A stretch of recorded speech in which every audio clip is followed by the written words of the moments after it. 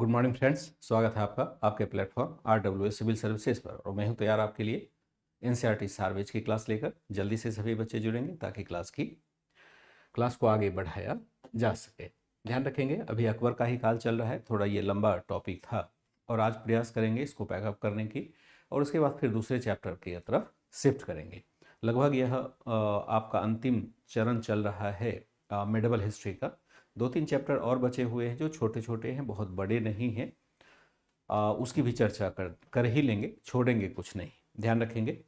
तो सभी बच्चे जुड़ें ताकि क्लास की शुरुआत की जा सके। Very good morning. चलिए, गुड मॉर्निंग। ठीक है, लगभग सभी बच्चे आ चुके हैं। मैं यहाँ पर क्लास की शुरुआत करता हूँ। अब देखिए, होता क्या है कि जो अकबर का काल चल रहा था, उस कालखंड को हमने देखा कि जो कुछ राजपूतों के साथ संबंध स्थापित होते हैं, क्योंकि राजपूत एक सबसे बड़ा योद्धा समुदाय था तत्कालीन भारत में। दो लोग थे, एक राजपूत थे, एक अफगान थे। तो अफगान तो खैर चलो बिहार और बंगाल के क्षेत्र में सीमित है, लेकिन दिल्ली के आसपास राजपूत शासक शासन कर रहे थे, जिसके साथ बेहतर संबंध स्थापित करने का फायदा था कि हम एक शांति भी स्थापित कर सकते थे, लगातार जो युद्ध चल रहा था उससे भी छुटकारा पा सकते थे, और दूसरी तरह है राजपूत योद्धाओं का, जो मजबूत योद्धा हुआ करते थे, उनका हम साम्राज्य के प्रसार में योगदान भी ले सकते थे।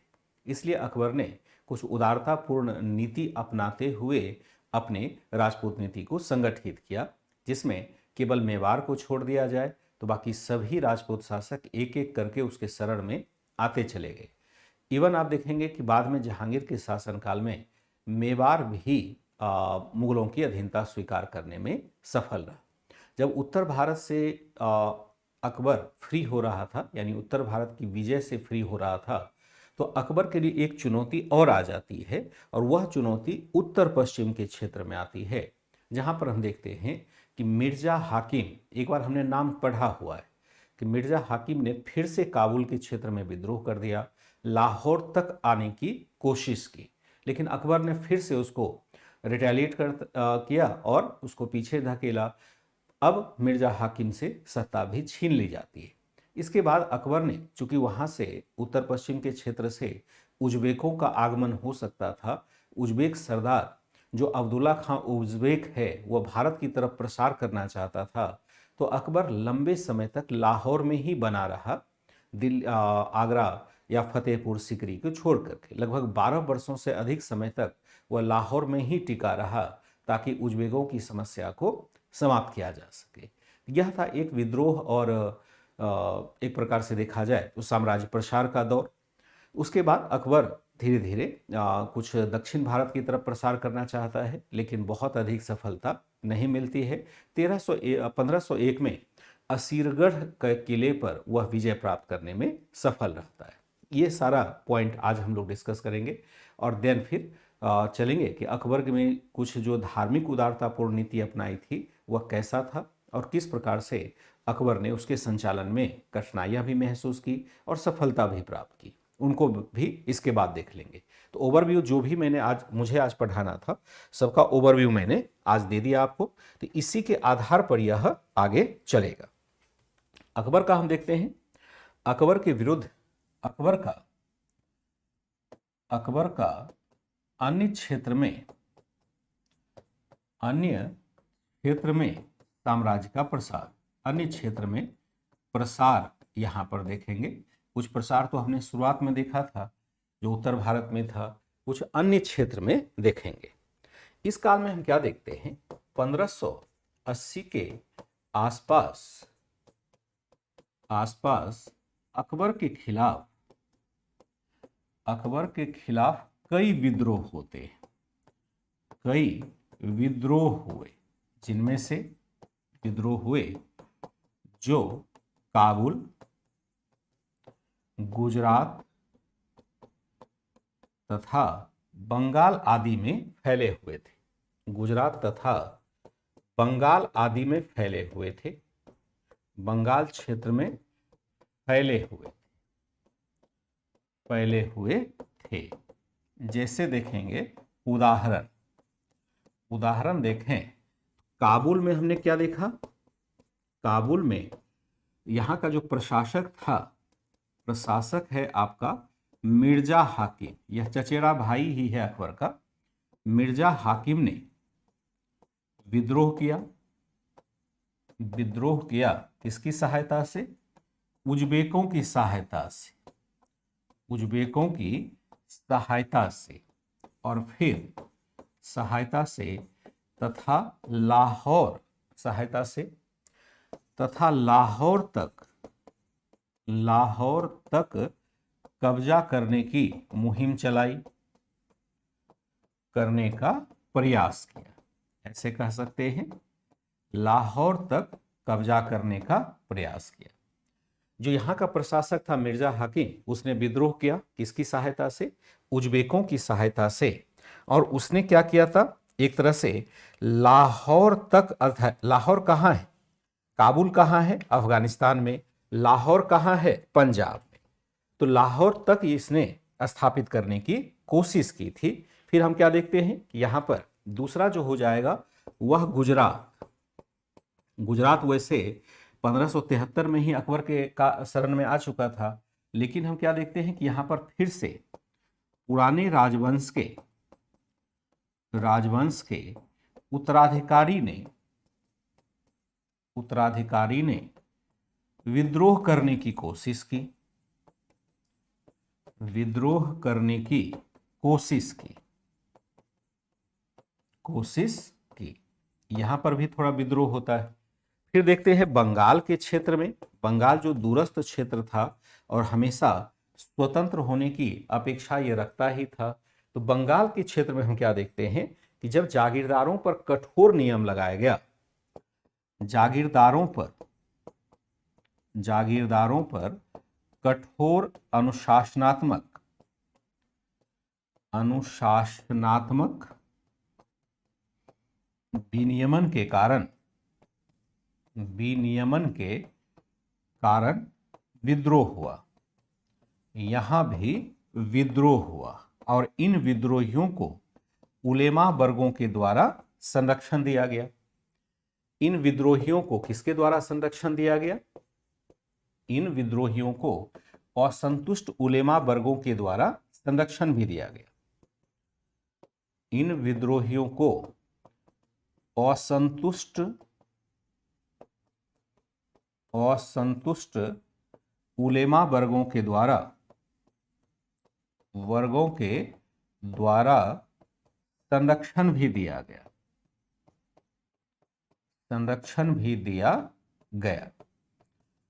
ठीक है, ये कुछ कहानी थी जो इस बीच का है। अकबर का अन्य क्षेत्र में प्रसार क्या होता है कि 1580 के आसपास अकबर के खिलाफ कई विद्रोह हुए जो काबुल, गुजरात और बंगाल क्षेत्र में फैले हुए थे। उदाहरण के तौर पर देखें, काबुल में यहाँ का प्रशासक मिर्जा हाकिम था। प्रशासक मिर्जा हाकिम ने विद्रोह किया उज्बेकों की सहायता से तथा लाहौर तक कब्जा करने का प्रयास किया। गुजरात में हम क्या देखते हैं, यहाँ पर भी विद्रोह होता है। पुराने राजवंश के उत्तराधिकारी ने विद्रोह करने की कोशिश की। बंगाल में हम देखते हैं जागीरदारों पर कठोर अनुशासनात्मक विनियमन के कारण यहाँ भी विद्रोह हुआ और इन सभी विद्रोहियों को असंतुष्ट उलेमा वर्गों के द्वारा संरक्षण दिया गया। इसलिए यह विद्रोह थोड़ा सा क्रिटिकल हो जाता है, थोड़ा सा बड़ा हो जाता है। हुआ क्या कि इस समय अकबर कुछ सुधार कर रहा था। सुधार मतलब सामाजिक सुधार के लिए भी प्रयास कर रहा था, धार्मिक सुधार के लिए भी प्रयास कर रहा था। इसी क्रम में जो असंतुष्ट उलेमा थे, जो कट्टर उलेमा समूह थे, जो अकबर को इसलिए केवल देखना नहीं चाहता था कि वह कट्टरवादी नीति क्यों नहीं लागू कर रहा है, तो उसने जनता में भ्रांति फैलाने का कार्य किया कि अकबर शायद इस्लाम को समाप्त करना चाहता है। अकबर खुद ही गैर इस्लामिक है और वह इस्लाम को समाप्त करना चाहता है। जनता तो धर्म के मामले में मूर्ख होती है, उसे तो भड़काना बड़ा आसान होता है धर्म के नाम पर। अभी भी आप देखेंगे जनता मूर्ख ही है धर्म के नाम पर। उसको अपने धर्म से लेना देना नहीं, वो दूसरे धर्म में जरूर हस्तक्षेप करना चाहेगा। तो असंतुष्ट उलेमा वर्गों ने इन विद्रोहियों का साथ दिया, इसलिए यह विद्रोह थोड़ा बड़ा हो जाता है। तो अकबर के द्वारा इस पर एक प्रतिक्रिया भी दी गई। अकबर की प्रतिक्रिया क्या होगी? तो अकबर की प्रतिक्रिया हम देखेंगे तो यहां पर प्रतिक्रिया तो स्वाभाविक है कि अकबर एक सजग शासक था। अकबर ने क्या किया? अकबर ने स्वयं लाहौर जाकर, अकबर ने क्या किया? अकबर ने काबुल तक अभियान किया, काबुल तक अभियान किया, मिर्जा हाकिम को, मिर्जा हाकिम को अपदस्थ किया गया। वैसे काफी लड़ाई होती है, उस लड़ाई में नहीं पड़ेंगे। मिर्जा हाकिम को क्या किया गया? को अपदस्थ कर, अपदस्थ कर उसके स्थान पर उसकी बहन, उसके स्थान पर उसकी बहन जानी अख्तर को प्रशासक बनाया गया, को प्रशासक बनाया गया। अब देखिए, एक महिला को प्रशासक बना दिया, ये अकबर के सुधारवादी कदम को भी दिखाता है। जैसे मिर्जा हाकिम इसका चचेरा भाई था, वो 2 बार विद्रोह कर चुका था और अब अकबर रिस्क लेने की स्थिति में नहीं था, क्योंकि अकबर अब बेहद मजबूत हो चुका है। अकबर ने कई चरण में, मतलब मैंने तो एक लाइन में लिख दिया, लेकिन एक पूरा युद्ध होता है, एक पूरी कहानी इसके साथ चलती है कि जब अकबर लाहौर पहुंचा तो फिर वहाँ आक्रमण करने की कोशिश की। मिर्जा हाकिम ने 12,000 घुड़सवार उसके पास थे कम से कम, और बहुत सारे विद्रोही और भी शामिल हो रहे थे। तो एक बड़ी सेना बनाने में वह सक्षम हो रहा था, लेकिन चूंकि अकबर स्वयं उपस्थित हो गया इसलिए वहाँ से वो भाग गया। फिर अकबर ने उसका पीछा काबुल तक किया। पहली बार हुआ कि बहुत सालों के बाद कोई मुगल शासक काबुल जाता है, जबकि काबुल उसके अधीन ही था। काबुल में भी उसका पीछा किया गया, वह फिर काबुल भी छोड़ करके भागा। वैसे तो वह मारा नहीं जा सका, मारना उद्देश्य अकबर का था भी नहीं, लेकिन एक बहुत ही कठोर कदम उठाया कि मिर्जा हाकिम की जो सिस्टर थी, जानी अख्तर उसका नाम है, उसको यहाँ फिर से बना दिया गया, प्रशासक बना दिया गया। यानी अकबर ने एक महिला को पहली बार अपने पूरे शासनकाल में एक क्षेत्र का, यानी सूबेदार ही कहें, बना दिया गया, यानी काबुल का एक तरह से प्रशासक बना दिया। बहुत बड़ा कदम था। इसके बाद क्या देखते हैं? आगे इस प्रकार की समस्या नहीं उत्पन्न हो, आगे उज्बेकों से भी कोई समस्या ना हो, कोई समस्या ना हो, इसलिए अकबर क्या रहता है? इसलिए अकबर अगले 12 वर्षों तक लाहौर में ही जमा रहा, वर्षों तक लाहौर में ही जमा रहा, यानी लाहौर में ही बना रहा, या जमा रहा कह सकते हैं, जमा रहा। यानी वो आगरा आया ही नहीं यहाँ से लौट करके, ताकि उत्तर पश्चिम से किसी प्रकार के आक्रमण का सामना नहीं करना पड़े। होता क्या है, उत्तर पश्चिम के क्षेत्र से ही आक्रमण बार बार होता है, और उज्बेकों का खतरा इतना अधिक था कि थोड़ी सी ढिलाई देने का मतलब है कि अकबर के दिल्ली के आसपास आक्रमण हो सकता था। अकबर वहीं पर जम गया और 12 वर्षों तक वहां से हिला ही, अपनी राजधानी ही नहीं है, लाहौर को ही अपनी राजधानी, मतलब लाहौर को ही अपना घर बना लिया। 12 वर्ष कम नहीं होता है। फिर जाकर के वह 12 वर्ष के बाद ही दिल्ली वापस आ पाता है। ठीक है, लगभग उसने हमें क्या देखा कि एक तरह से, फिर हमने क्या देखा कि आगे इस प्रकार का आक्रमण ना हो, आगे इस प्रकार का आक्रमण ना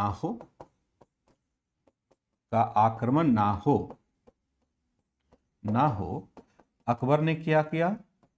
अकबर ने 1584 के बाद काबुल के साथ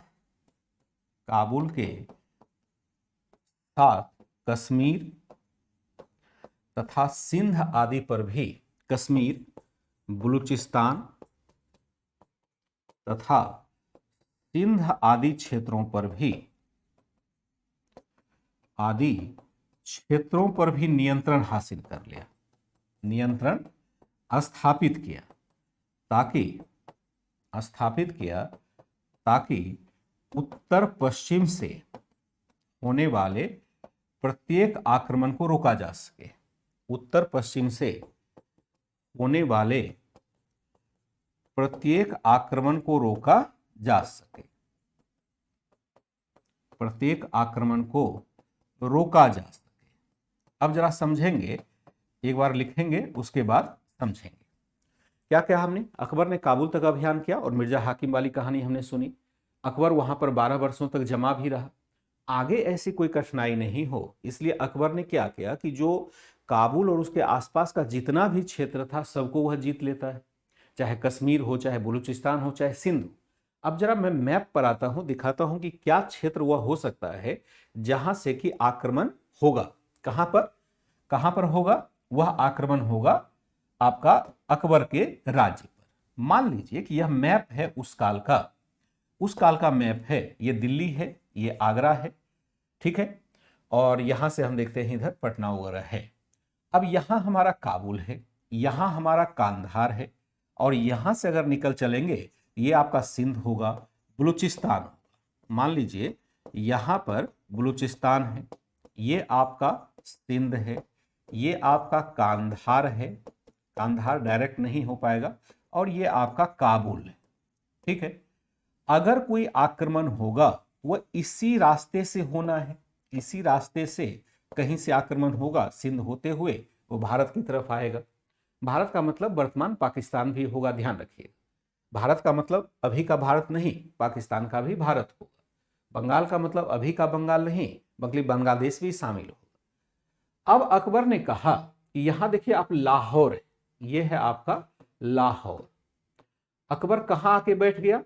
दिल्ली से निकल करके लाहौर आकर के बैठ गया, और यहीं से वह मॉनिटरिंग करने लगा कि भाई जो भी यहां से आक्रमणकारी आएगा उसको यहीं पर फिल्टर किया जा सके।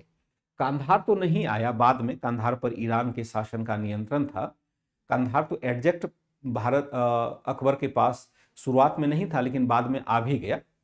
कुछ दिनों के बाद कांधार पर वह, कंधार के प्रशासक को, वहां का जो किलेदार था उसको अपने पक्ष में मिला लिया। तो उस किलेदार ने अपनी निष्ठा अकबर को छोड़ करके मुगल साम्राज्य के साथ जोड़ ली, और कंधार आता जाता रहा। कंधार हमेशा आप देखेंगे कि अनस्टेबल क्षेत्र रहा। जैसे हम काबुल से देखते हैं तो काबुल से हम मध्य एशिया के लिए व्यापार करते हैं, और कांधार से हम ईरान की तरफ व्यापार करते हैं।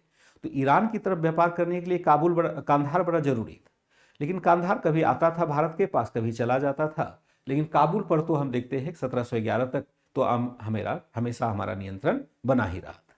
इसने एक प्रकार के जितने भी क्षेत्र थे, चाहे कश्मीर का क्षेत्र है, कांधार का क्षेत्र है, बलूचिस्तान का क्षेत्र है, सिंध का क्षेत्र है, या काबुल का क्षेत्र है, तो कांधार को तो हमने मिला लिया, यहाँ युद्ध नहीं होता है। लेकिन अकबर लाहौर में रह करके पूरा प्रयास करता है कि इधर से कोई आक्रमण नहीं हो, और लगभग लगभग यह 12 वर्षों तक एक ही क्षेत्र में बना रहता है, एक ही क्षेत्र में बना रहता है, ताकि यहां से कोई आक्रमणकारी ना आ पाए, प्रत्येक आक्रमण को रोका जा सके। इसी क्रम में हम क्या देखते हैं कि एक तरह से यहां पर, एक तरह से इसने क्या किया, एक तरह से 1584 तक इसने सभी क्षेत्रों पर अपना प्रभाव स्थापित कर लिया। जैसे हम देखते हैं 1590 में सिंध को जीता। बलूचिस्तान के क्षेत्र की विजय के दौरान ही, बलूचिस्तान क्षेत्र की विजय के दौरान ही, विजय के दौरान ही हम क्या देखते हैं, दौरान ही अकबर का प्रिय बीरबल भी मारा गया। अकबर का प्रिय मित्र बीरबल मारा गया था, बीरबल मारा गया था। अकबर का एक प्रिय मित्र था बीरबल। अकबर बीरबल की कहानी सुनते हैं। बीरबल, बीरबल मारा गया था, बाल्टिस्तान क्षेत्र में मारा गया। यूसुफ जई कबीला यहां पर हुआ करता था, बलूचिस्तान क्षेत्र का विजय कर रहा था, उसी दौरान यूसुफ जई कबीले के हमले में अकबर का प्रिय मित्र बीरबल भी मारा गया था। इसको एक अभियान का दायित्व दे दिया गया था, इसी क्रम में यह मारा भी जाता है। फिर हमने क्या देखा कि इस तरह से वह लगभग 1598 तक, लगभग 1598 तक अकबर कहाँ रुका रहा? 1598 तक अकबर लाहौर में ही रुका रहा, लाहौर में ही रुका रहा, लाहौर में ही रुका रहा। फिर देखते हैं कि यहां सब लगभग स्टेबल हो गया, क्योंकि जो अब्दुल्ला खां उज़्बेक था, जिसकी वजह से समस्या क्रिएट हो रही थी, वो खुद भी मर जाता है। उसके मरने के बाद उज़्बेक कमजोर हो गया, तो अकबर को भी लगा कि शायद यहाँ अब शांति है, मतलब अब यहाँ से आक्रमण नहीं हो सकता है।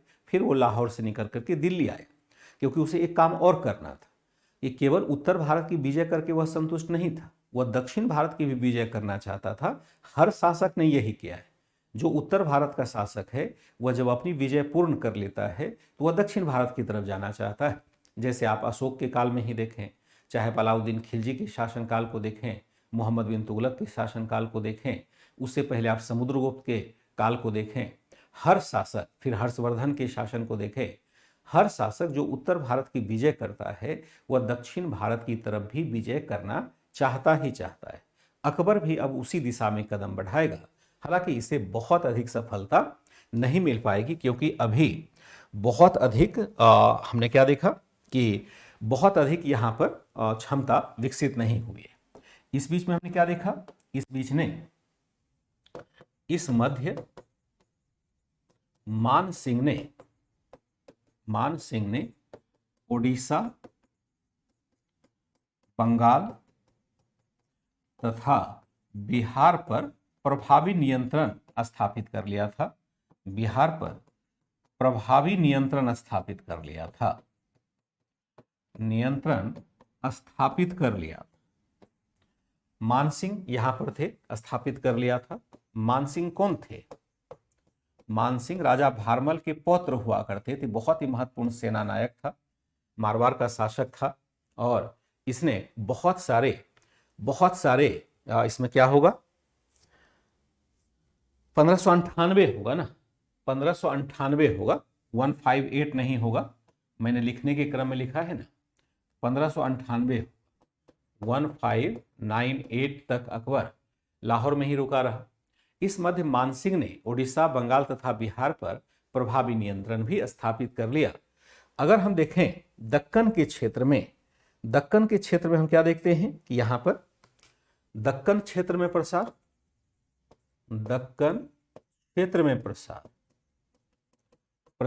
इसको वैसे अगले चैप्टर में पढ़ेंगे। अकबर ने दक्कन क्षेत्र में भी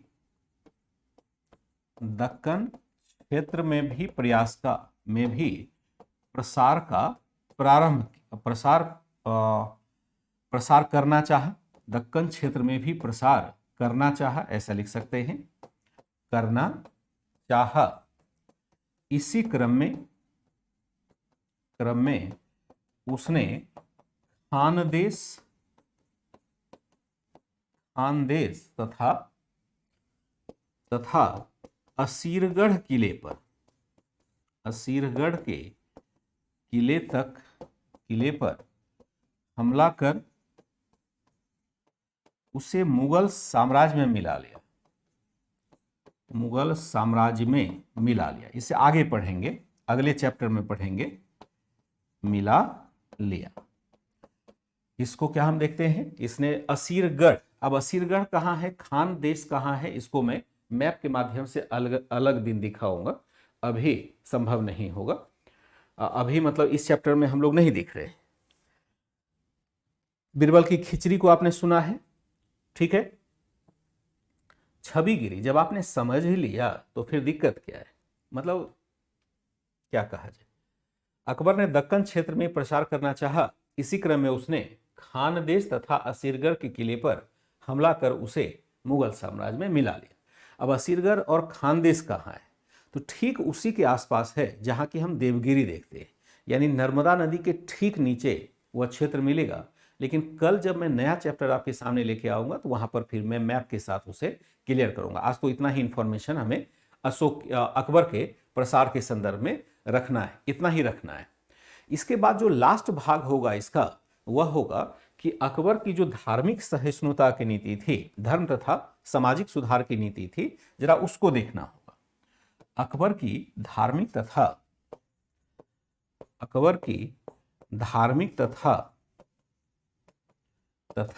सामाजिक सुधार की नीति,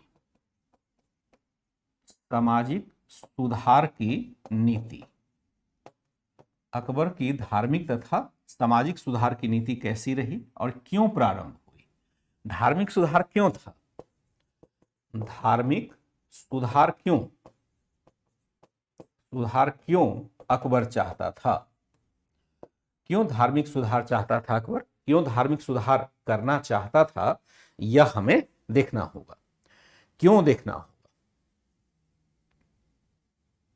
क्यों यहां पर हमें देखना होगा कि धार्मिक उदारता का सिद्धांत क्यों लागू करना चाहता था? इसका हम क्या देखते हैं कि अकबर पर कई चरणों में हम क्या देखते हैं। अकबर प्रारंभ में, इसको मैं आगे भाषा के साथ लिखता हूं कि अकबर के व्यक्तित्व पर कई बातों का प्रभाव था। अकबर के व्यक्तित्व या कह सकते हैं राजत्व पर कई बातों का प्रभाव स्पष्ट महसूस किया जा सकता है। बातों का प्रभाव स्पष्ट महसूस किया जा सकता है। इसी क्रम में किया जा सकता है जिसने अकबर की धार्मिक नीति को प्रभावित किया। अकबर की धार्मिक सोच को प्रभावित किया,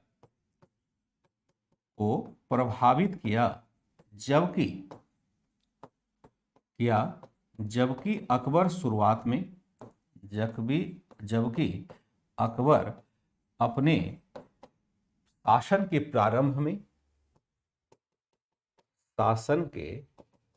प्रारंभ में अब्दुल नबी जैसे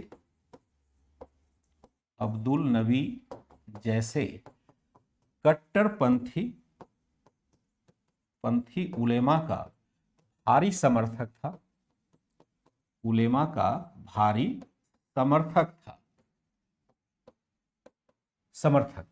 क्या लिखा हमने कि अकबर के व्यक्तित्व या राजत्व पर कई बातों का प्रभाव स्पष्ट महसूस किया जा सकता है जिसने अकबर की धार्मिक सोच को प्रभावित किया, जबकि अकबर अपने शासन के प्रारंभ में अब्दुल नबी जैसे कट्टरपंथी उलेमा का भारी समर्थक बना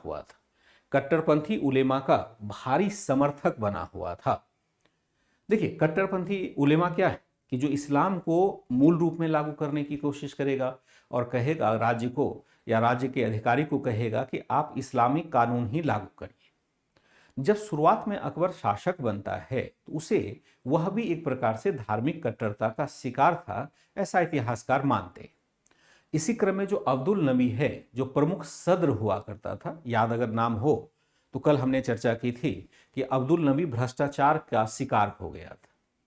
यानी अब्दुल नबी ने बड़े पैमाने पर भ्रष्टाचार किया था, लेकिन चूंकि प्रभावी वर्ग से बिलोंग करता था, उलेमा वर्ग से बिलोंग करता था, उलेमा का हेड हुआ करता था, सद्र उस सुदूर हुआ करता था जिसको हम आला सद्र कहते हैं, उसके पद पर था, इसके खिलाफ कोई बोल नहीं सकता था। अकबर को भी बहुत अच्छा लगता था यह व्यक्ति, जब भ्रष्टाचार जब तक उजागर नहीं हुआ था तो अकबर इसके आगे पीछे मतलब हर आदेश अब्दुल नबी से लिया करता था।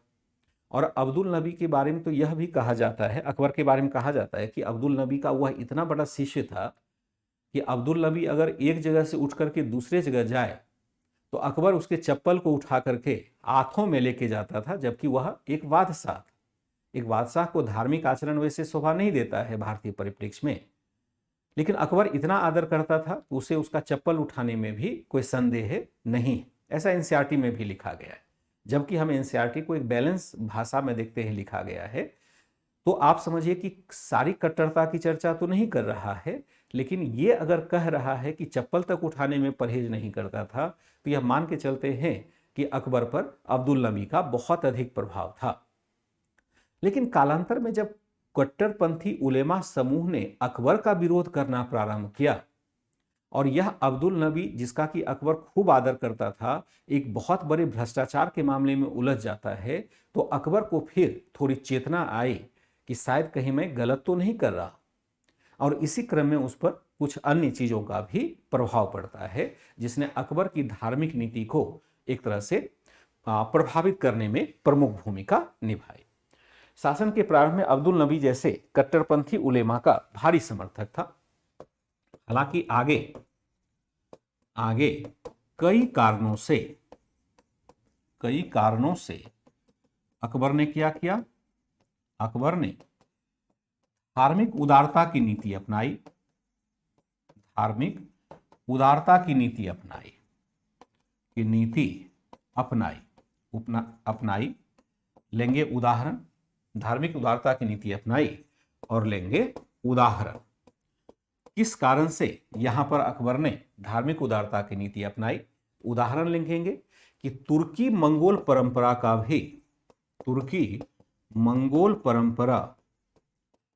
परंपरा जिसमें धार्मिक उदारवाद को प्रश्रय दिया गया था, धार्मिक उदारवाद को स्थान दिया गया था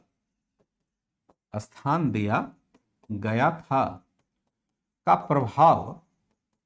प्रभाव अकबर पर महसूस किया गया। क्या प्रभाव अकबर पर था। एक जो तुर्की मंगोल परंपरा है, यानी तुर्कों की परंपरा, मंगोलों की परंपरा, जिसमें धार्मिक उदारवाद को स्थान दिया गया है, तुर्की मंगोल परंपरा में धार्मिक कट्टरता नहीं दिखती है। जैसे खास करके मंगोलों को देखेंगे, मंगोल तो पहले बौद्ध धर्मावलंबी हुआ करते थे, बाद में उसने इस्लाम स्वीकार किया, तो मंगोल अपेक्षाकृत धार्मिक रूप से कट्टर कम थे, भले उसने इस्लाम स्वीकार कर लिया हो, उसमें धार्मिक कट्टरता कम थी। वह अपने राज्य क्षेत्र के अधीन सभी धर्म के लोगों को प्रश्रय देता था, धार्मिक परिवर्तन वह नहीं करता था। तो चूंकि मंगोल वंश का ही बाबर भी है, बाबर के ही वंश का अकबर भी है, तो हो सकता है तुर्की मंगोल परंपरा का अकबर की नीतियों पर प्रभाव रहा हो और अकबर भी उसी क्रम में धार्मिक उदारता अपनाने की बात करता हो। फिर हम देखते हैं कि उसका जो गुरु हुआ करता था अब्दुल लतीफ, गुरु था उसका अब्दुल लतीफ, उसका भी प्रभाव पड़ता है। गुरु क्या है? गुरु अब्दुल लतीफ का प्रभाव, गुरु अब्दुल लतीफ का प्रभाव यहां पर देखेंगे, यह भी उदारवादी था। फिर हम क्या देखते हैं? माता हमीदा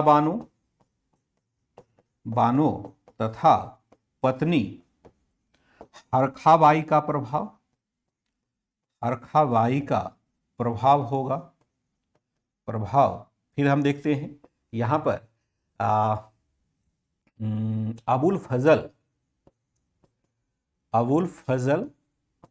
फैजी तथा उनके पिता शेख मुबारक का प्रभाव।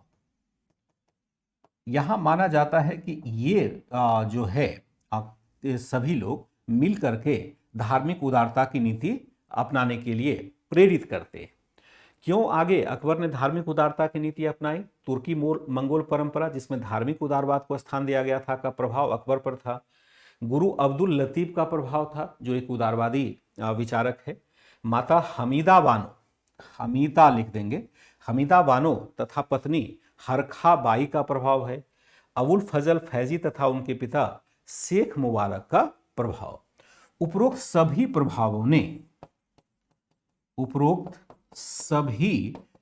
प्रभावों ने क्या किया? प्रभावों ने अकबर को धार्मिक उदारवाद की तरफ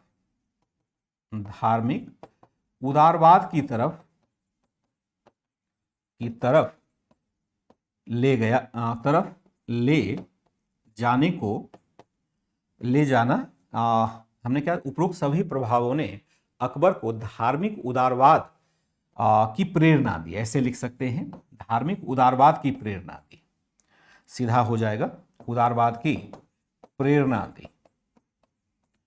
ठीक है, इसके फलस्वरूप अकबर कुछ कार्य करता है जिसको देख लेते हैं। ये था कुछ व्यक्तित्व या घटना का प्रभाव जिसकी वजह से अकबर धार्मिक उदारवाद की तरफ उन्मुख होता है। उपरोक्त सभी प्रभावों ने अकबर को धार्मिक उदारवाद की प्रेरणा दी। प्रारंभिक चरण में अकबर ने क्या किया? प्रारंभिक चरण में अकबर ने ऐसे धार्मिक सुधार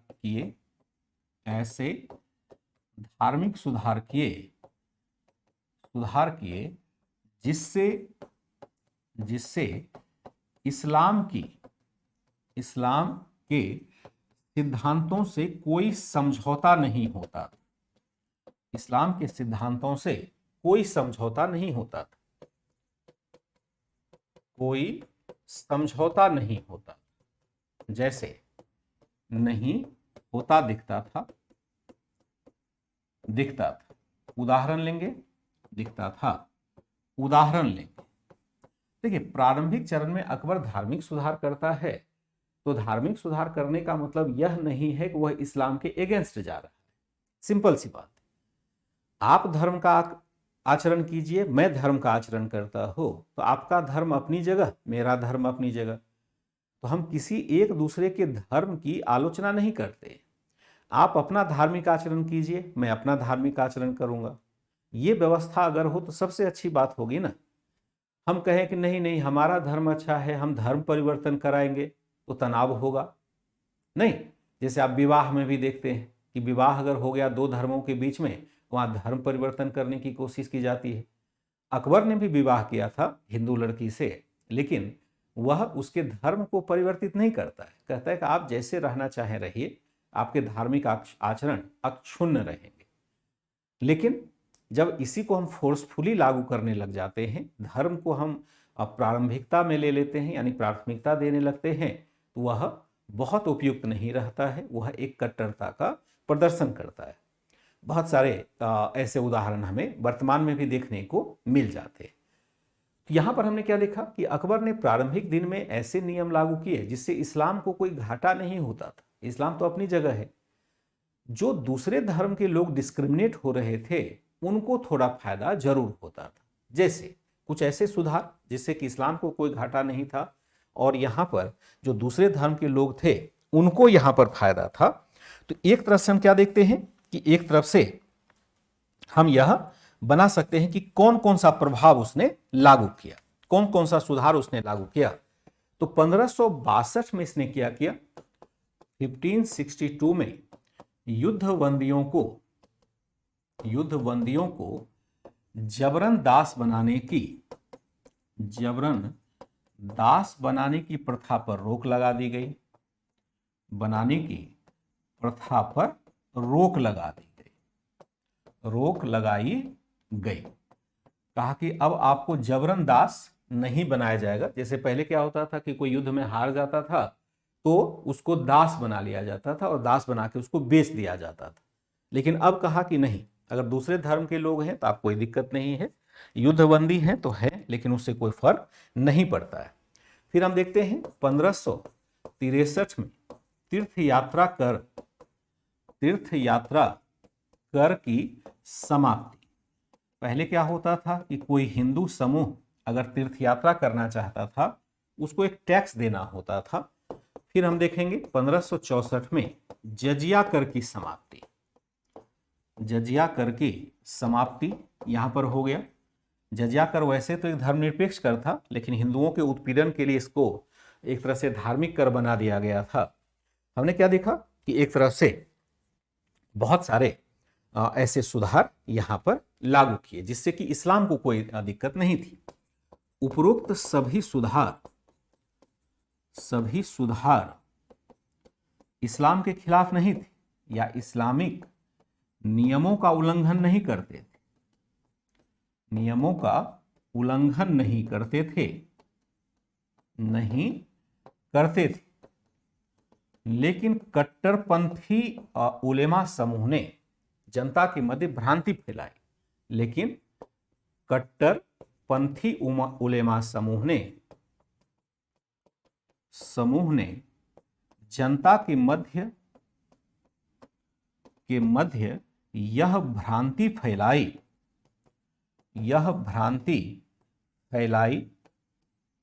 कि अकबर इस्लामिक सिद्धांतों को नष्ट करना चाहता है। इस्लामिक सिद्धांतों को नष्ट करना चाहता है,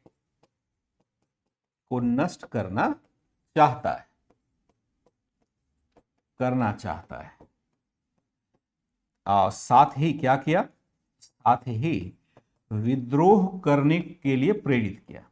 साथ ही जनता को विद्रोह करने के लिए प्रेरित किया। साथ ही जनता को विद्रोह करने के लिए प्रेरित किया। करने के लिए प्रेरित किया। अब अकबर की मंशा अलग है, लेकिन कट्टरपंथी समूह क्या कह रहा है? अलग कह रहा है। प्रारंभिक चरण में अकबर ने ऐसे धार्मिक सुधार किए जिससे इस्लाम के सिद्धांतों से कोई समझौता होता नहीं दिखता है। उदाहरण लेंगे, 1562 में युद्धबंदियों को जबरन दास बनाने की प्रथा पर रोक लगाई, इस्लाम से इसका कोई लेना देना नहीं। 1563 में तीर्थ यात्रा कर की समाप्ति हो गई, जैसे हिंदुओं को हमने एक प्रकार से हमने रियायत दी, तो उसे इस्लाम को कोई लेना देना नहीं है। 1564 में हम जजिया कर की समाप्ति देखते हैं, इसे भी मुसलमानों को तो कोई लेना देना है नहीं, ये हिंदुओं को बेनिफिट दिया जा रहा है। उपरोक्त सभी सुधार इस्लामिक नियमों का उल्लंघन नहीं करते थे, लेकिन कट्टरपंथी उलेमा समूह ने जनता के मध्य यह भ्रांति फैलाई कि अकबर इस्लामिक सिद्धांतों को नष्ट करना चाहता है, साथ ही जनता को विद्रोह करने के लिए प्रेरित किया। अब यहां सवाल उत्पन्न होता है कि अकबर इसके प्रति क्या करेगा? अकबर यहां क्या करना चाहिए? अकबर को क्या करना चाहिए? हमने क्या देखा कि जब अकबर के इन सुधारों के खिलाफ या कहेंगे अकबर के इन सुधारों के खिलाफ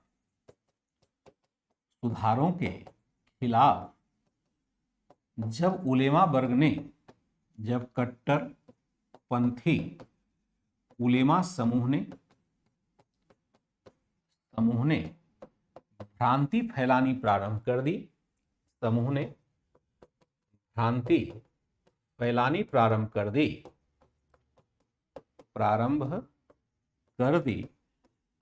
तब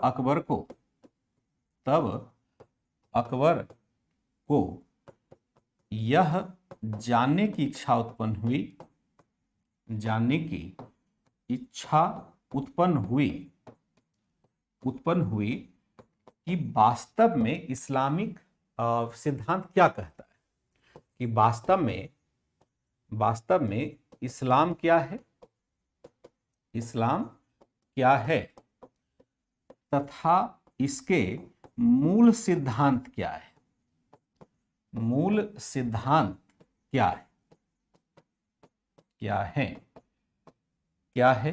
इसके लिए उसने फतेहपुर सिकरी में इबादत खाने का निर्माण करवाया। इसके लिए उसने क्या किया? उसने फतेहपुर सिकरी में इबादत खाने का निर्माण करवाया। उसने फतेहपुर सिकरी कहां पर है भैया? फतेहपुर सिकरी कुछ आइडिया है? आगरा के पास नई राजधानी थी, ठीक है। उसने क्या किया कि उसने फतेहपुर सिकरी में एक इबादत गृह का या इबादत खाने का निर्माण करवाया। मैं दिखाता हूं क्या है। इबादत खाने का निर्माण करवाया।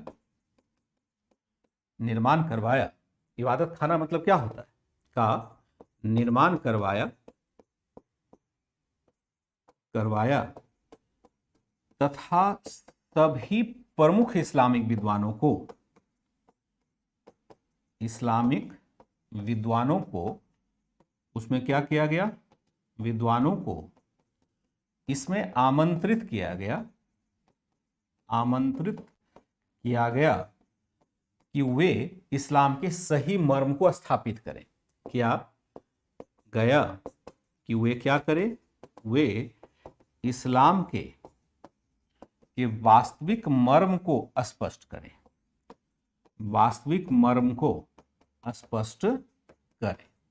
अब जरा यहां थोड़ी व्याख्या करने की जरूरत हो।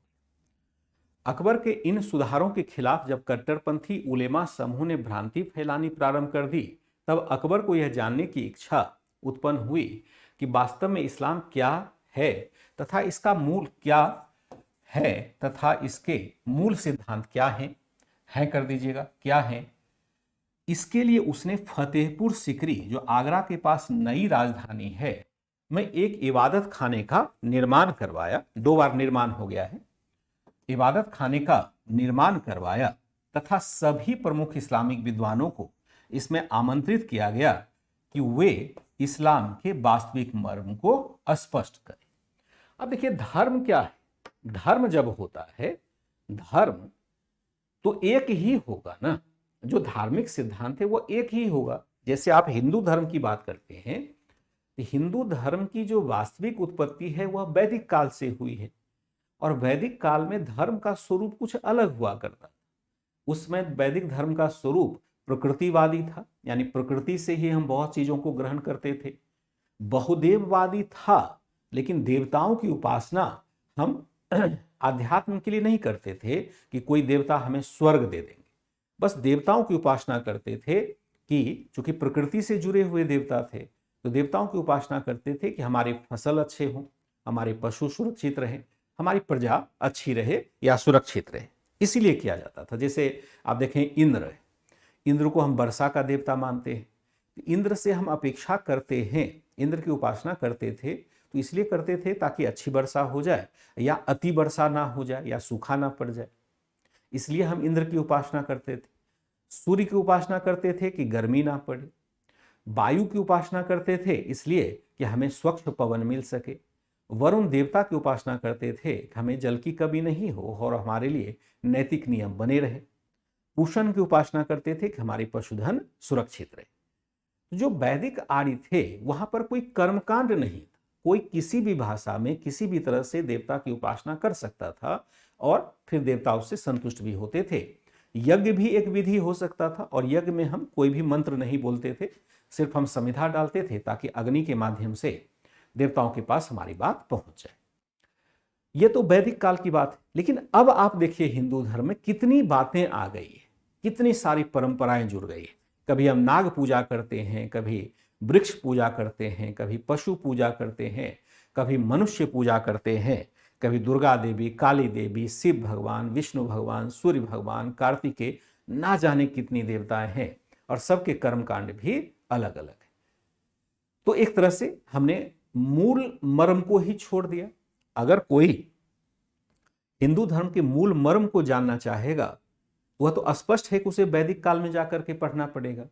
इसलिए आप देखेंगे दयानंद सरस्वती कहते हैं कि आपको वेदों की ओर लौटो, यानी वैदिक ज्ञान को प्राप्त करो। तो हिंदू धर्म में तो ये बातें बड़ी क्लियर है कि भाई बुराई है धर्म में, और उस बुराई को हम दूर कहां करेंगे? वैदिक धर्म को अपना करके उस बुराई को दूर कर सकते हैं। ये बात अलग है कि कोई माने या ना माने, लोग कट्टरपंथी तो बने हुए रहते। अब इस्लाम क्या है? एक ब्लैक होल है इस मामले में कि इस्लाम कहता है कि जो कुरान में लिखा हुआ है उसके आगे पीछे हम कहीं नहीं जा सकते, उसमें कोई संशोधन नहीं हो सकता। लेकिन कुरान जहां लिखा गया, जिस परिस्थिति में लिखा गया, उस परिस्थिति को हर जगह लागू करना संभव नहीं था। जैसे कि इस्लाम का प्रसार हर जगह होता है, अफगानिस्तान होते हुए भारत तक आ गया, और भारत में एक धार्मिक कल्चर इतना रिच पहले से था कि इस्लाम उसको निगल ही नहीं सका। भारत में आकर के देखेंगे तो इस्लाम रुक गया, इस्लाम का प्रसार रुक गया, क्योंकि भारत को कंप्लीट कभी इस्लामिक देश बनाया ही नहीं जा सका, क्योंकि यहां धर्म का प्रभाव बड़ा गहरा पहले से था। इसलिए यहां पर बहुत सारी परंपराएं ऐसी भी स्थापित हो गई जो कुरान में लिखी हुई नहीं। अभी भी आप देखेंगे जैसे 3 तलाक की प्रथा, पर्दा प्रथा, यानी जो हम चेहरा ढकते हैं, बुर्का प्रथा जिसको कहते हैं, हिजाब पर विवाद चल रहा है जो आप सुप्रीम कोर्ट में देखते हैं, सुनवाई भी हो रही है।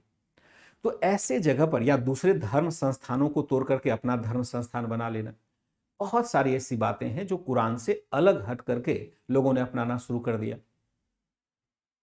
तो अकबर ने सोचा कि अगर ये कट्टरपंथी विरोध कर रहा है जबकि इसका मैंने कुछ बिगाड़ा नहीं है, तो क्या सच में मुझे ही इस्लाम के बारे में पता नहीं है? क्योंकि अकबर बहुत पढ़ा लिखा नहीं था, तो हो सकता है कि इस्लाम में कुछ और कहा जा रहा हो और मैं वास्तव में गलत जा रहा हूं। अकबर ने कहा, कैसा है भाई साहब, मुझे इस्लाम की बातें समझ में नहीं आती है, मैं बहुत पढ़ा लिखा तो हूं नहीं। आप सभी लोग आइए, जो भी बड़े बड़े विद्वान हैं सभी आइए, और एक प्रार्थना कक्ष बनाते हैं। प्रार्थना कक्ष को हम संस्कृत में बोल रहे हैं, वहां पर फारसी में बोलेंगे तो प्रार्थना मतलब इबादत होता है। एक इबादत गृह बनवाते हैं और उसमें मैं भी बैठा रहूंगा, और आप मुझे इस्लाम के मूल मर्म को समझाइए। का बहुत बढ़िया है। जितने भी अच्छे उलेमा थे, अच्छे का मतलब है जो अपने आप को विद्वान समझते थे, सभी उस प्रार्थना गृह में आए। केवल इस्लाम के लोग ही अभी आ रहे, और सब ने कुरान की व्याख्या अलग अलग तरीके से कर दी। इसका मतलब ये होगा, दूसरा कहता था नहीं इसका मतलब ये होगा। और जैसे टीवी चैनल की बहस को आप देखते हैं, उस बहस की तरह आपस में ही सारे लोग अब एक दूसरे को अपशब्द कहते थे। यहां तक कि अकबर बैठा हुआ है, बादशाह है अकबर, बैठने के बावजूद भी उलेमा वर्ग उस श्रृंखल हो रहे हैं, एक दूसरे से मारपीट की नौबत आ रही कि कोई कहे कि नहीं मेरी व्याख्या सही है, कोई कहे कि मेरी व्याख्या सही। अब अकबर ने समझ लिया कि भैया व्याख्या तो किसी की सही नहीं है, क्योंकि जब सब अलग अलग व्याख्या कर रहे हैं एक ही चीज का, तो फिर व्याख्या हमें अलग से देखने की जरूरत होगी। इसका मतलब है कि इन सबको पता नहीं है इस्लाम का मूल मर्म क्या है। अब अकबर के बात में, दिमाग में ये बातें समझ में आ ही गई। तो अकबर क्या करेगा, इसके लिए फिर उपाय निकालेगा। हमने क्या देखा कि फतेहपुर सिकरी में एक इबादत खाने का निर्माण करवाया तथा सभी प्रमुख इस्लामी विद्वानों को इसमें आमंत्रित किया गया, वे इस्लाम के वास्तविक मर्म को स्पष्ट करें। हालांकि हालांकि इस प्रकार की धार्मिक सभा से सभा कह सकते हैं या विचार विमर्श कर सकते हैं, विमर्श से अकबर को संतोष नहीं हुआ। विमर्श से अकबर को संतोष नहीं हुआ, क्योंकि इस्लामिक कानून की व्याख्या करने के संदर्भ में, क्योंकि इस्लामिक सिद्धांतों की व्याख्या करने के क्रम में, सिद्धांतों की व्याख्या करने के संदर्भ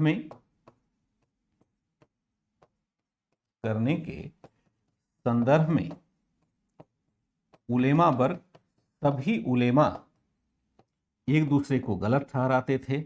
उलेमा एक दूसरे को गलत ठहराते थे, एक दूसरे को गलत ठहराते थे तथा अपशब्द कहते थे, को गलत ठहराते हुए लड़ाई झगड़ा करते थे तथा अपशब्दों का प्रयोग करते थे, अपशब्दों का प्रयोग करते थे।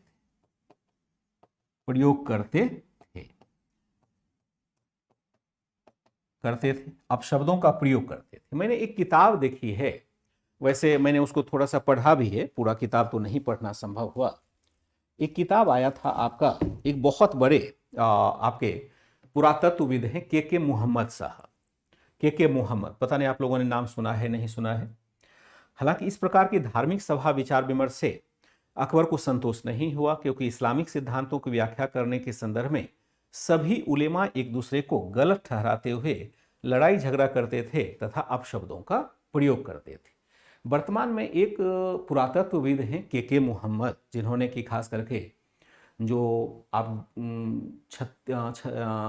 देखते हैं 64 योगिनी मंदिर वगैरह आप देखेंगे मध्य प्रदेश में, उनके रिस्टोरेशन में बड़ी प्रमुख भूमिका निभाई थी।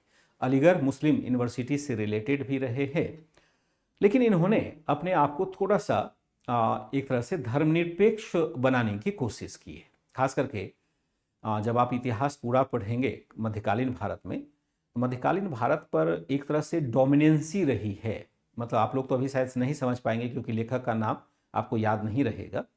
जब मध्यकालीन भारत पढ़ते हैं, एनसीईआरटी से बाहर निकल कर मध्यकालीन भारत पढ़ते हैं, वहाँ पर मध्यकालीन भारत को लिखने में एक डोमिनेंसी रही है हबीब परिवार का। जैसे हम देखते हैं हबीबुल्लाह है, फिर इरफान हबीब एक बहुत बड़े इतिहासकार माने जाते हैं, इरफान हबीब। लेकिन थोड़ा वामपंथी विचारधारा इनके ऊपर रही है, और जो भी विश्लेषण किया है वह बहुत मतलब एकदम सटीक नहीं माना जाता है। कभी कभी लगता है कि जैसे कि धर्म की छाप इनके ऊपर भी है। वैसे तो इरफान हबीब वगैरह को एक न्यूट्रल लेखक माना जाता है, और इरफान हबीब पर एक इल्जाम भी लगाया गया था के मोहम्मद साहब के द्वारा, क्योंकि इरफान हबीब के अंडर इरफान हबीब के अंडर ही के मोहम्मद जी को काम करने का मौका मिला था। और उन्होंने, जैसे मेरे पास देखिए एक बुक भी रखा होता है, चूँकि जहाँ मैं पढ़ रहा होता हूँ वहाँ पर मैं साथ बुक भी रखता हूँ, चूँकि लगातार पढ़ने का मौका मिलता है। एक किताब आई थी के मोहम्मद की, मैं हूँ भारतीय, ऐसा करके देख रहे, एक किताब आई थी, एक टाइटल आई थी।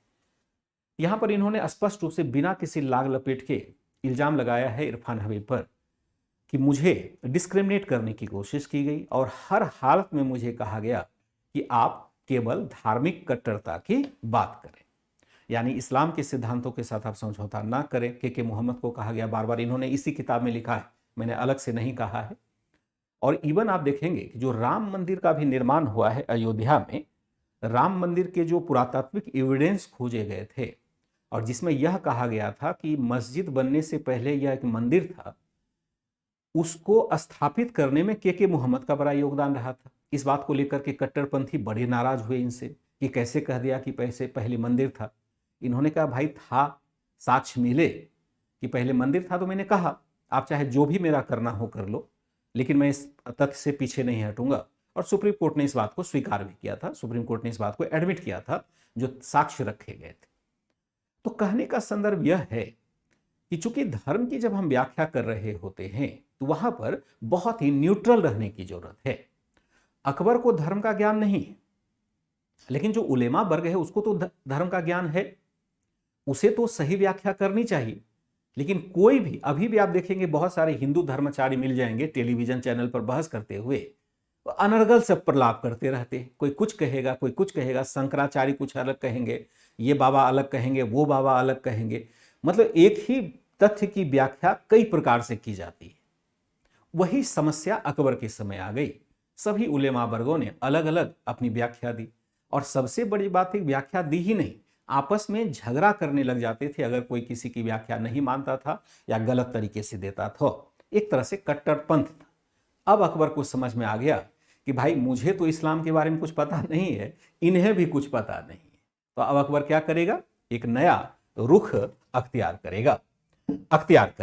ठीक है, आशा करता हूं कि सारी बातें आप भावनात्मक रूप से समझ पा रहे होंगे एक शासक के समक्ष क्या समस्या आ रही है।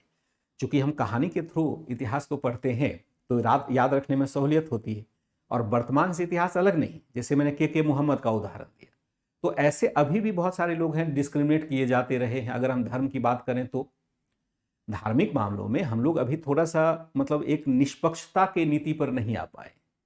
अभी आप महसूस करते होंगे, शायद आप लोग समाज में उतना प्रबुद्ध नहीं हो पाए हैं, मैं इस बात को महसूस करता हूं कि अगर कोई अपने धर्म की आलोचना करता है तो उसे प्रगतिशील माना जाता है। जैसे मैं हिंदू हूं, मैं अगर हिंदू धर्म की आलोचना करूंगा तो लोग कहेंगे हाँ ये व्यक्ति बड़ा न्यूट्रल है, और अगर मैं इस्लाम की आलोचना भी करूंगा तो उसे न्यूट्रल नहीं माना जाएगा, कहेगा कि नहीं ये धार्मिक रूप से कट्टर है, भले हम गलत चीज को ही व्याख्या क्यों ना कर रहे हो या गलत को गलत ही क्यों न कर रहे हो।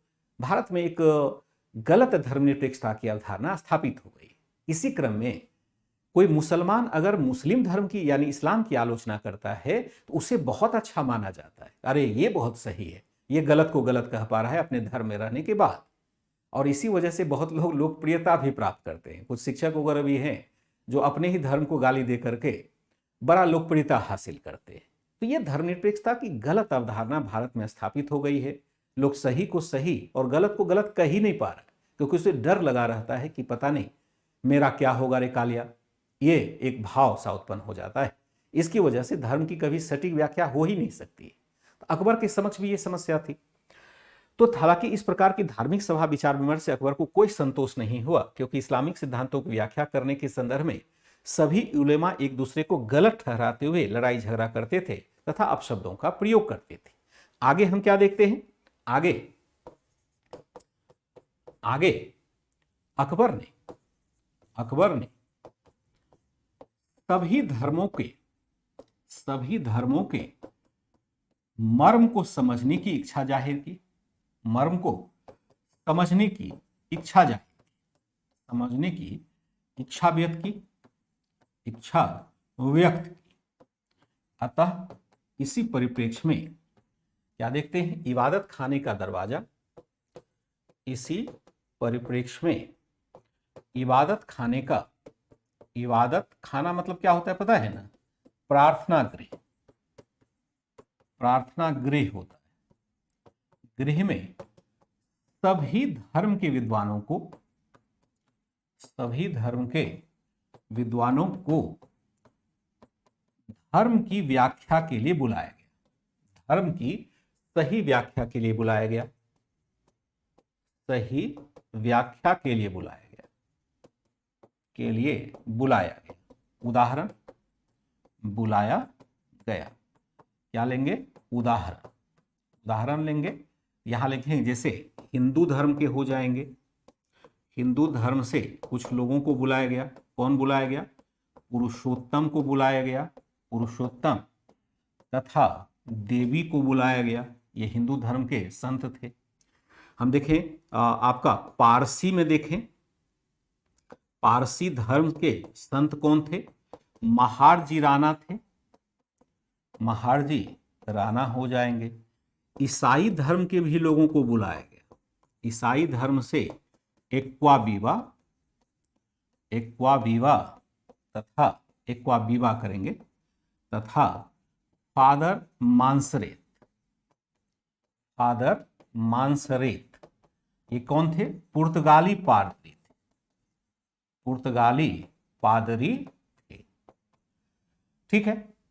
आगे अकबर ने सभी धर्म के मर्म को समझने की इच्छा व्यक्त की। इसी परिप्रेक्ष्य में इबादत खाना में सभी धर्म के विद्वानों को धर्म की सही व्याख्या के लिए बुलाया गया। जैसे हम देखते हैं हिंदू धर्म के लिए पुरुषोत्तम तथा देवी, पारसी धर्म के लिए महारजी राणा, और ईसाई धर्म के लिए हम एक्वाबीवा तथा फादर मांसरेत को बुलाते हैं, जो पारसी धर्म का है, जो क्या है? पारसी धर्म का है।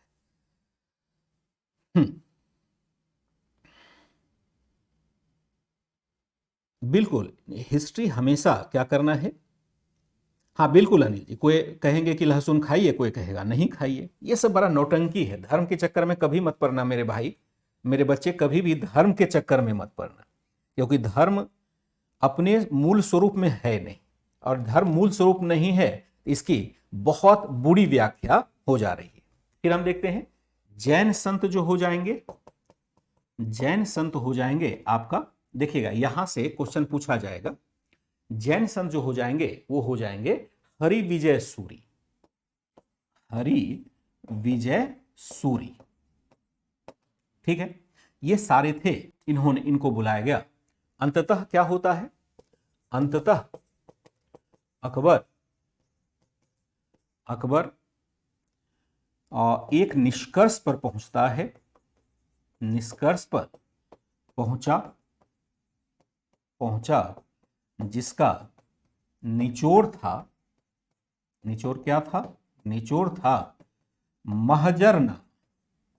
महजरनामा की घोषणा, घोषणा। महजरनामे में घोषित किया गया, महजरनामे में घोषित किया गया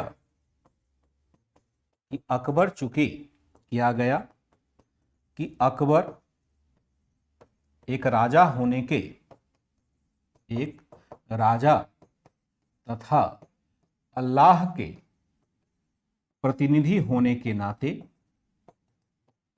प्रतिनिधि होने के नाते सर्वाधिक बुद्धिमान व्यक्ति है, सर्वाधिक योग्य व्यक्ति है। ध्यान से इसको देखेंगे। अंततः अकबर एक निष्कर्ष पर पहुंचा जिसका निचोड़ था महजरनामा की घोषणा। महजरनामा में घोषित किया गया कि अकबर एक राजा तथा अल्लाह के प्रतिनिधि होने के नाते सर्वाधिक विवेकशील प्राणी है, सर्वाधिक बुद्धिमान तथा विवेकशील प्राणी है,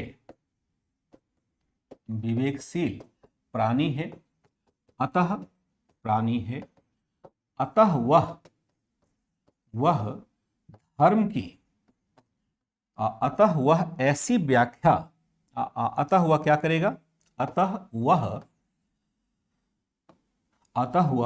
धार्मिक व्याख्या में उलेमा के मध्य विभेद होने के परिप्रेक्ष्य में, धार्मिक व्याख्या में उलेमा के मध्य विभेद होने की स्थिति में, किसी एक ऐसी व्याख्या को स्वीकार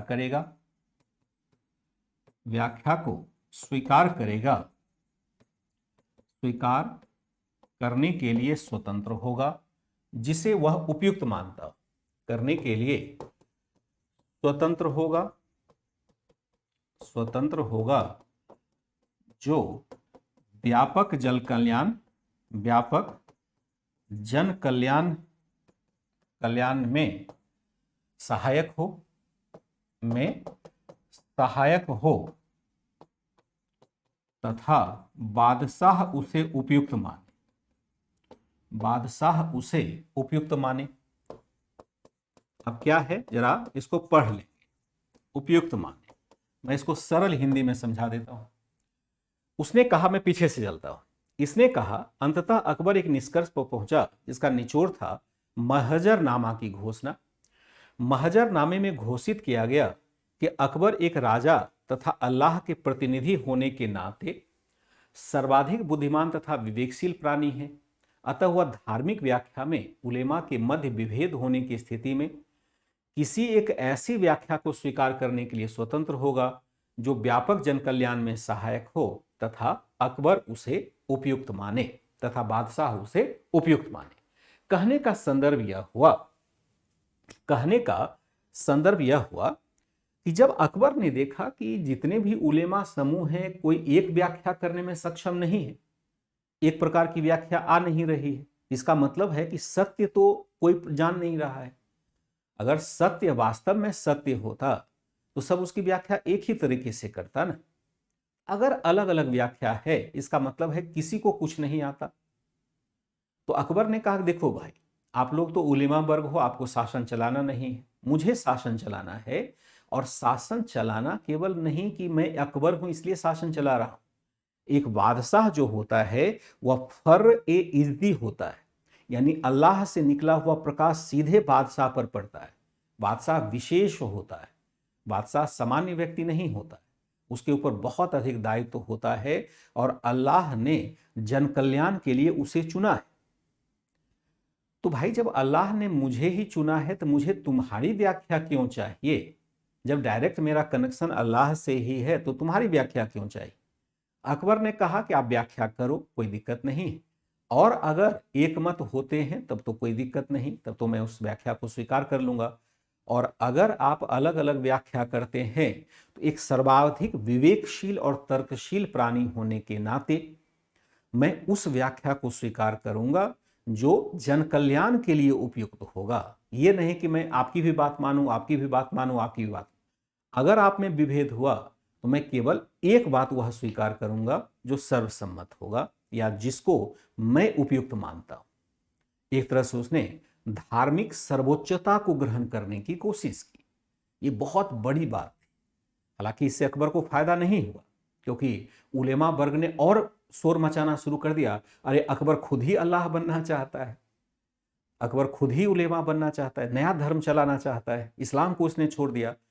जो कट्टरपंथी उलेमा समूह है और शोर मचाने लग गया। अकबर को बहुत बेनिफिट नहीं हुआ, लेकिन हां, अकबर ने एक ठोस सिद्धांत घोषित किया। इसी को कहा जाता है महजरनामे की घोषणा। उपयुक्त माने, इसी को क्या कहा जाता है? इसी को कहा जाता है महजरनामे की घोषणा, नामा की घोषणा कर। आप लोग एडवांस में पढ़ेंगे तो इसका डेट वगैरह भी आ जाएगा कि किस साल अकबर ने महजरनामा स्थापित किया था, कब अकबर ने इबादत गृह का निर्माण किया था। ठीक है, हाँ बिल्कुल वंदना, 9:30 तक, 9:30 तक चलेगी, 9:30 तक चलेगी। हमने क्या देखा? अकबर भला धार्मिक सर्वोच्चता क्यों स्थापित करना चाहता है? अकबर भला यहां पर धार्मिक सर्वोच्चता क्यों हासिल करना चाहता है? यह भी एक सवाल होगा। अकबर धार्मिक तौर पर क्यों सर्वोच्चता हासिल करना चाहता है? अकबर क्या होता है? अकबर धार्मिक तथा बौद्धिक सर्वोच्चता सर्वोच्चता क्यों हासिल करता है, क्यों प्राप्त करना चाहता है, प्राप्त करना चाहता है। एक सवाल यह भी उत्पन्न होगा। तो पहला तो यही है ना, वह तो राजा है, उसको तो सभी वर्गों को ध्यान में रखना होता है। अगर एक धर्म को लेके चलेगा तो भारत जैसे देश में तो चल ही नहीं सकता। इसलिए हम देखते हैं सभी सरकार की आलोचना होती है जो किसी एक धर्म को लेकर के आगे बढ़ता है, कोई भी सरकार क्यों ना। अगर उसने धार्मिक प्रश्रय देने की बात की उसकी आलोचना होती है। इसलिए हम धर्म को बीच में नहीं लाएंगे, हम केवल यह मानेंगे कि धर्म सभी का अलग अलग है और राज्य क्या करेगा, सभी धर्मों का समान संरक्षण करेगा, जैसे भारत में किया जाता है। भारत के संविधान में क्या लिखा है कि राज्य सभी धर्मों का समान संरक्षण करेगा, किसी कोई धर्म को छोटा बड़ा नहीं मानेगा। इसलिए आप देखेंगे प्रधानमंत्री राष्ट्रपति को सभी धर्मों के लिए वो अनुदान देते हैं। जैसे हिंदू धर्म में देखेंगे तो कैलाश मानसरोवर की यात्रा हो रही है तो उसको भी संरक्षण दे देगी सरकार। हज यात्रा हो रहा है उसको भी सरकार संरक्षण दे देगी।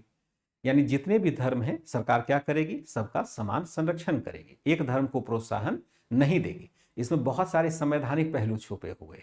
अगर मैं पॉलिटी को देख रहा होता तो शायद मैं उसको करंट से जोड़ सकता, क्योंकि देखो करंट में बहुत सारे ऐसे मुद्दे होते हैं कि जिसको कि हम संविधान की व्याख्या के माध्यम से ही समझ सकते हैं। जैसे एक उदाहरण कि राज्य ने कहा कि हम सभी धर्मों का समान संरक्षण करेंगे, लेकिन धर्म की वृद्धि के लिए खर्च नहीं करेंगे, किसी धर्म की बढ़ोतरी के लिए खर्च नहीं करेंगे। अब मान लो कि एक मंदिर टूट गया, किसी राइट में, किसी दंगे में एक मंदिर टूट गया, या मान लो एक मस्जिद टूट गया। दंगा होता है ना, भारत में दंगे होते रहते हैं। एक मंदिर या मस्जिद टूट गया, क्या राज्य मंदिर और मस्जिद के निर्माण के लिए धन खर्च कर सकती है? यह एक संवैधानिक मुद्दा है। क्या मंदिर निर्माण के लिए राज्य धन खर्च करेगी या मस्जिद निर्माण के लिए धन खर्च करेगी राज्य सरकार? क्या धार्मिक लोगों को हम वेतन दे सकते हैं? जैसे मंदिर के पुजारी हैं, क्या उनको वेतन दे सकते हैं? या मस्जिद के जो उलेमा हैं या अन्य वर्ग हैं, क्या उनको हम वेतन दे सकते हैं? राज्य सरकार वेतन दे सकती है? तो संवैधानिक मुद्दे भी बहुत सारे उठ करके आते हैं, सबकी व्याख्या हमें पॉलिटी वाले में जाके करनी होगी। यहां तो संभव नहीं है कि सब चीज को डिस्कस किया जा सके। तो अकबर धार्मिक तथा बौद्धिक सर्वोच्चता कर दीजिएगा, सर्वोच्चता क्यों प्राप्त करना चाहता था? एक प्रश्न यह होता है, सर्वोच्चता क्यों प्राप्त करना चाहता था? इसकी व्याख्या कहां मिलती है? इसकी व्याख्या अबुल फजल ने आइन ए अकबरी में की। आइन ए अकबरी क्या है? ये बुक का नाम, बुक में की है, जहां बताया गया है आईने अकबरी एक फेमस बुक है। अबुल फजल व्यक्ति का नाम है, आप लोग तो इसमें भी कंफ्यूज करते हैं। अबुल फजल क्या है? जगह का नाम नहीं है, जानवर का नाम नहीं है, एक व्यक्ति का नाम है, एक लेखक का नाम। आईने अकबरी एक व्यक्ति का नाम नहीं, यह एक किताब का नाम, क्योंकि आप कंफ्यूज करते हैं यहां पर भी। इसकी व्याख्या अबुल फजल ने आईने अकबरी में की है, जहां बताया गया है कि क्या है कि अकबर एक सच्चा बादशाह है। अकबर क्या है? अकबर एक सच्चा बादशाह है जो अपनी प्रजा के लिए, अपनी समस्त प्रजा का कल्याण करता है, कल्याण करने वाला है। एक सच्चा बादशाह है जो अपनी एक प्रकार की प्रजा नहीं बल्कि समस्त प्रजा के कल्याण की अपेक्षा रखता है। उसकी यह क्या है कि उसका यह पद ईश्वर की रोशनी या अल्लाह की रोशनी से निर्मित है, जिसको हम फर एजी कहते हैं। उसका यह पद क्या है? उसका यह पद अल्लाह की रोशनी से निर्मित है। अल्लाह की रोशनी, जिसको हम कहेंगे फर ए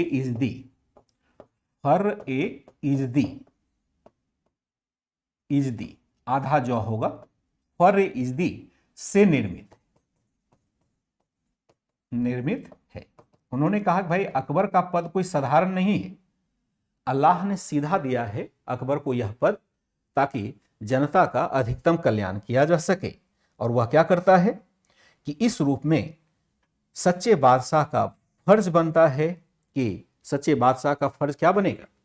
क्या लिखा, इसकी व्याख्या अबुल फजल ने आईने अकबरी में की है, जहां बताया गया है कि अकबर एक सच्चा बादशाह है जो अपनी समस्त प्रजा का कल्याण करने वाला है। उसका यह पद अल्लाह की रोशनी यानी फर ए इजदी से निर्मित है। इन अर्थों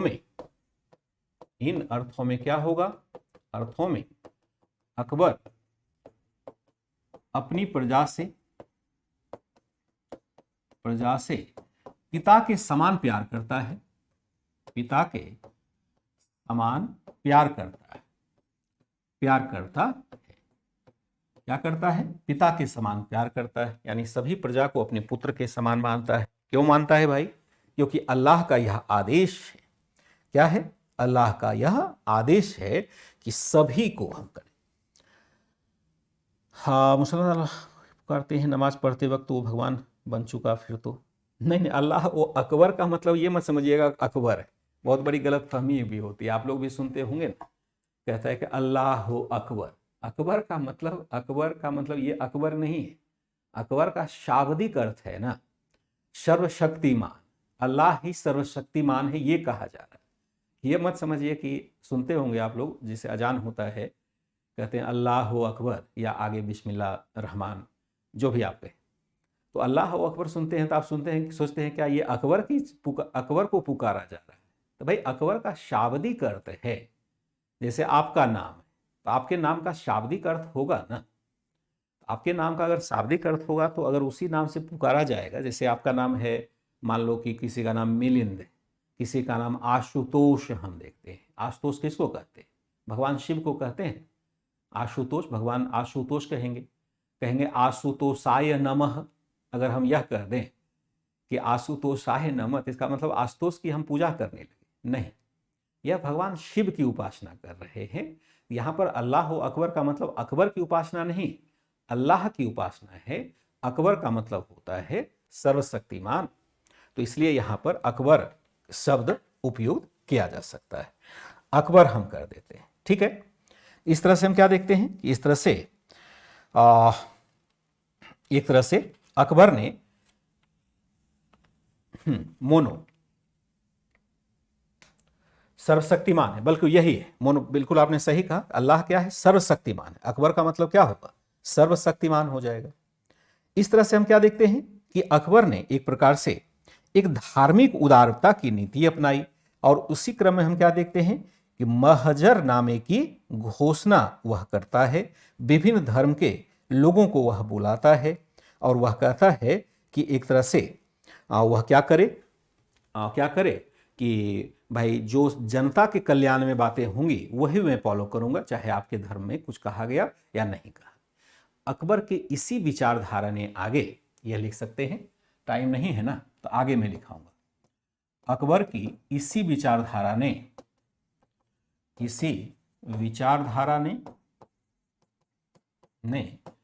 आगे उसे क्या किया, आगे उसे एकेश्वरवाद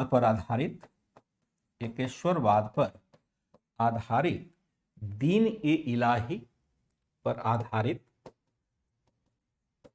दीन ए इलाही या कह सकते हैं इसको तौहीद ए इलाही अपनाने को प्रेरित किया।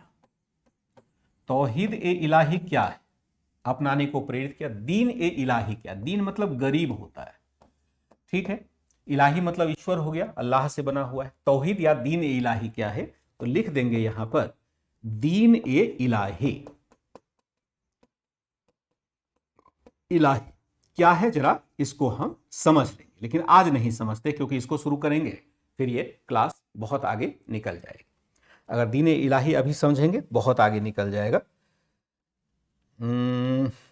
शिवांगी संभव है क्या, सब देखो यूपीएससी क्या चीज है ना, जो यूपीएससी चीज है जो पीसीएस का चीज़ है, एक ही व्यक्ति, मेरा मानना है, चूंकि मैं इतिहास पढ़ा रहा हूँ तो मैं कह सकता हूँ कि मैं एकेडमिक तौर पर भी इतिहास में मजबूत, क्योंकि मैंने बीए, एमए, पीएचडी तक इतिहास से किया है।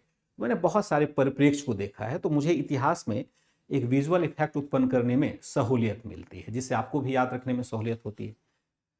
जो पीसीएस या यूपीएससी जो है ना, वह विशेषज्ञता की मांग करता है।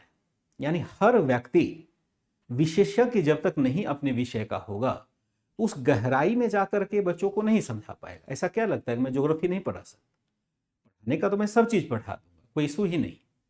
लेकिन क्या वह एकदम से इस गहराई पर जाकर के, जिसमें कि मैं एक एक शब्द के प्रभाव को पहले खुद महसूस करता हूं, फिर आपको बताता हूं, क्या हर सब्जेक्ट में वो उत्पन्न होना संभव होगा? पॉलिटी एक अच्छा सब्जेक्ट है, उसको चूंकि मैंने गहराई से पढ़ा है, कुछ बुक्स वगैरह भी लिखी है अपने स्टूडेंट लाइफ में, तो पॉलिटी पर भी मेरी रुचि अच्छी है, इकोनॉमी पर मेरी अच्छी रुचि है। लेकिन क्या मैं सब सब्जेक्ट पढ़ा सकता? फिर विशेषज्ञता का क्या लेना देना हुआ?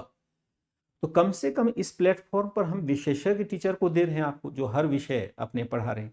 इसलिए आप देखेंगे कि मैं वही पढ़ाने की कोशिश करता हूं जो कि थोड़ा सा क्रिटिकल हो, जिसमें कि सब लोग नहीं, जैसे कि इंटरनल सिक्योरिटी है, सबके बस की बात नहीं होगी, या आईआर होगा, अंतर्राष्ट्रीय संबंध होगा जो वर्ल्ड हिस्ट्री से जुड़ा हुआ है, तो नहीं पढ़ा पाएगा सब। तो मैं ऐसे एब्स्ट्रैक्ट चीज़ों को तो ले सकता, लेकिन विषय सभी पढ़ाना संभव सभी के लिए नहीं होगा। मेरा मानना है कि विशेषज्ञ को ही इस पर आना चाहिए। और कभी भी आप एक टीचर से, मैं इस बात की बहुत कठोर आलोचना करता हूं, मैं नाम किसी का नहीं लेना चाहूंगा, लेकिन बड़े बड़े प्लेटफॉर्म पर मैंने देखा है कि एक ही टीचर बहुत सारे विषय को पढ़ाते हैं, और मैं इस बात की कटु आलोचना करता हूं, क्योंकि हर टीचर अब देख करके, या मान लो कि कुछ पीपीटी के माध्यम से हमने पढ़ा दिया, बच्चे भी वैसे ही होते हैं। आप जानते हैं कि सामान्य अर्थ उन्हें समझ में आती नहीं है, तो गूढ़ अर्थ तो वैसे भी नहीं समझ पाएंगे। वो क्लास में आते हैं, यूट्यूब आपके ही भरोसे चल रहा होता है, और ऐसे बहुत सारे चैनल चल रहे हैं जो बिना कंटेंट के ही पढ़ाए जा रहे हैं। लेकिन मैं क्या आलोचना करूँगा, मैं भी उसी सिस्टम का पार्ट हूँ। तो मैं इस बात के का तो आलोचक हूँ, और मैंने इस बात को बड़े खुले मन से रखा है कि भाई सभी विषय आप नहीं पढ़ा पाएंगे, केवल एक विषय, दो विषय आप पढ़ा सकते हैं, अधिक से अधिक। इसलिए आप भी वैसे टीचर से बचिए जो एक ही टीचर हर विषय पढ़ाने का दावा करता हो। यूपीएससी अगर जा रहे हैं, पीसीएस जा रहे हैं, तो आप वैसे टीचर से बचें। विशेषज्ञता जिस टीचर की जिस विषय में है वही पढ़ना उनके लिए ठीक रहेगा, आपके लिए भी वही पढ़ना ठीक रहेगा। मेरे विचार से तो यही कहता है। तीर्थ यात्रा रोग 65 में लगा और आज आपने 63 लगा दिया, तो उसको सुधार कर लीजिएगा अमित यादव जी, क्योंकि अलग अलग जगह लिखा रहता है ना। आप अगर वहां 62 आपने कल की क्लास में लिखा है, तो मैंने अंदाज से लिखा दिया था, लेकिन असल में वो 1563 ही होगा, 1563 ही आप कर दीजिएगा, क्योंकि एनसीईआरटी में अब लिखा है 1563, तो अब क्या कहा जा सकता है? तो एनसीईआरटी की बात को तो मानना ही पड़ेगा, इसके डेट को हम झुठला नहीं सकते हैं। तो एक वर्ष का फर्क है, 62 के बजाय आप 63 कर दीजिएगा उसको, जहां पर आपने लिखा होगा। हो सकता है कि मैंने एक फ्लो में 62 लिखा दिया हो, लेकिन एनसीईआरटी में अब जो मैं लिखा रहा हूं वो एकदम से लिखा हुआ है, इसलिए 63 ही आप मानिए, 63 ही मानिए, ज्यादा बेहतर रहेगा। ठीक है बच्चे, अभय सिंह आप समझ नहीं पाए, चलिए कोई दिक्कत नहीं। ठीक है बच्चे, आज के लिए फिर क्या करेंगे, इजाजत लेंगे। कल मैं मिलता हूं, जो ये दीन ए इलाही वाला भाग है इसको मैं आगे कंटिन्यू करूंगा, और देखता हूं कि ये कल चैप्टर समाप्त हो जाएगा, तो देन फिर मैं नया चैप्टर एक प्रारंभ करूंगा। और फिर वह भी मुझे लगता है बहुत जटिल नहीं है, उसमें बहुत कम फैक्ट्स हमें लेने हैं। वैसे तो मैंने जो आपको शेयर किया था ये वाला, इसमें मैंने ये लिखा भी नहीं था, ये मैंने यहाँ पर लिखा नहीं है, लेकिन मैं चाहता हूँ कि थोड़ा सा यहाँ पर मैं आपको मैं थोड़ा सा वो चैप्टर जरूर बताऊँ। जैसे हमने ये चैप्टर पढ़ा, अब ये चैप्टर खत्म होने वाला है, और इसके बाद आना था सीधे मुगलों के अधीन आर्थिक और सामाजिक जीवन, चैप्टर 16 है, क्लास 11 ओल्ड एनसीईआरटी का। तो बीच में जो एक दो चैप्टर और है ना, उसको भी मैं थोड़ा थोड़ा संक्षेप में करवा दूंगा, ताकि क्रमबद्धता बनी रहे। कुछ है वहाँ पर मर्म, तो इसको मैं आगे जब आऊँगा तो इसमें एक दो चैप्टर ऐड करके लाऊंगा, यानी कल आऊँगा तो एक दो चैप्टर ऐड कर दूंगा, ताकि आप इसमें अपना सुधार ला सकें। ठीक है, बाय एंड टेक केयर।